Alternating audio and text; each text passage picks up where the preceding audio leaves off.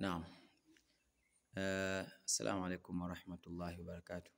Ndugu zangu katika imani, baada ya kumshukuru Allah, tuendelea na darsa kutoka tulipoishia katika kitabu chetu Ahkamul Janaiz, na darsa la mwisho tuliangalia an-na'yu al-janaza.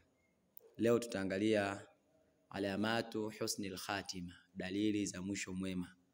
Yani mtu akifa anakuwa amekufa vizuri au ameacha dalili nzuri. Na hizi alama zimewekwa kwa maana ya kuwafanya watu waweze kutambua na kujua maiti zao wameelekea wapi au wamekufaje. Je, amekufa vizuri au amekufa vibaya? Na haimaanishi kwamba mtu atakapokuwa hana alama hizi kwamba atakuwa mtu wa motoni. Hapana. Anaweza akawa hana hizi alama lakini akaingia peponi. Alama ya kwanza, an-nutqatu bishahada, ni mtu kufa ametamka shahada. Maiti anapokufa amesema la ilaha illa Allah, manake moja kwa moja anaingia peponi, kama ambavyo Mtume SAW anasema man kana akhira kalamihi la ilaha illa Allah dakhala aljanna, yule ambaye itakuwa mwisho wa maneno yake ni la ilaha illa Allah, basi mtu huyu ataingia peponi. Kwa hiyo ilikuwa ni jambo la kwanza. Kwa maiti anapokufa amesema ashhadu an la ilaha illa Allah au kasema la ilaha illa Allah, manake moja kwa moja maiti huyu anaingia peponi. Jambo la pili, almautu lailatal jumaa, kufa usiku wa Ijumaa, ule usiku wa kuamkia Ijumaa.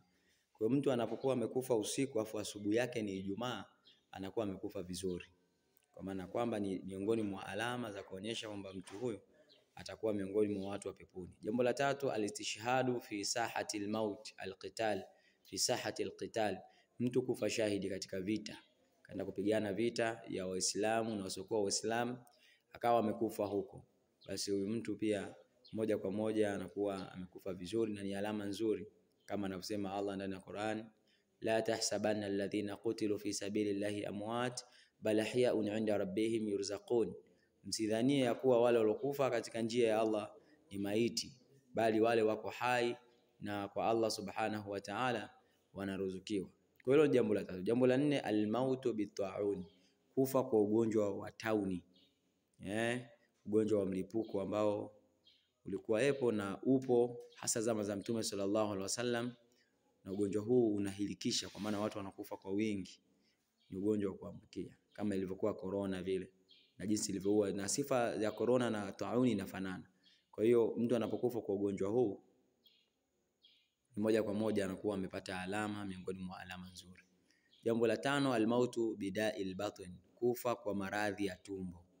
Mtu anaumwa tumbo, maini, mapafu, ikawa ni sababu ya kifo chake, huyo mtu tunasema amekufa vizuri, kwa sababu Mtume SAW amebashiri kwa wale watakaokufa bida'il batn, kwa magonjwa au maradhi ya tumbo, ya kwamba watu hawa wamekufa vizuri. Kwa hizi ni alama min alamati husnil khatima, katika dalili zinazoonyesha mtu amekufa vizuri, au alama zinazoonyesha mtu amekufa vizuri. Kwa atakapokufa mtu, moja ya alama hizi utatakiwa wewe kama ndugu yake kumbashiria na kudhania kwamba amekufa vizuri. Lakini pia ikiwa atakuwa amekosa alama hizi, haimaanishi kwamba ndo atakuwa ni mtu miongoni mwa mtu wa motoni. Inshallah alama hizi ziko nyingi, leo tunasoma 5. Tukirudi kwa mara nyingine katika sehemu ya pili tutasoma alama zingine 5 mpaka tuzimalize zote inshallah. Assalamu alaikum warahmatullahi wabarakatuh.